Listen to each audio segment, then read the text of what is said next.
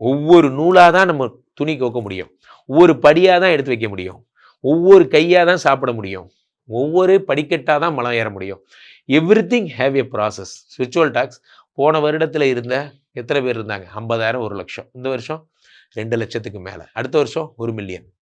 So அப்போது என்ன ஆகும்? நம்மளுடைய ஷனை ஒரு பாதம் வச்சு தான் ஏற முடியும். ஒரே நாளில் பெரியார் ஆனந்த உலகத்தில் யாரும் கிடையாது. அப்படி இருந்தவன் அந்த பணம் எப்படி வந்ததோ அப்படியே போயிடும். அப்போ ஒன்னொன்றுத்துக்கும் ஒரு ப்ராசஸ் இருக்குது. தனுசு ராசிக்காரர்களை ஒன்று புரிந்து கொள்ளுங்கள். ஒரு படியாக எடுத்து வைப்பவர்கள் தான் வாழ்வில் முன்னேறுகிறார்கள். நீங்கள் ஒரே டேக்கில் சூப்பர் ஸ்டார்லாம் ஆக முடியாது. அப்போ ஒன்று புரிந்து கொள்ளுங்கள். என்ன, உங்களுக்கு தனுசு ராசிக்காரர்களுக்கு பிரமாதமான நேரம் மட்டுமல்ல, மிக மகிழ்ச்சியான நேரமும் இப்பொழுதுதான். இந்த நேரத்தை நீங்கள் பயன்படுத்தி கொண்டால் காலம் பொன் போன்றது அப்படிங்கிறத நீங்கள் மனதில் வைத்துக் கொள்ளுங்கள்.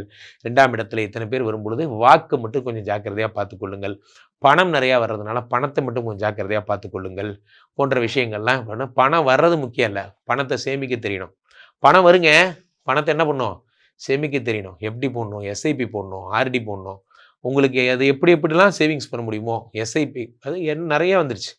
நான் எல்லார்ட்டையும் இப்போல்லாம் சேமிப்பு பற்றி பேசிகிட்டு இருக்கேன். 2026 நாம் எடுத்துக்கொள்வோம்.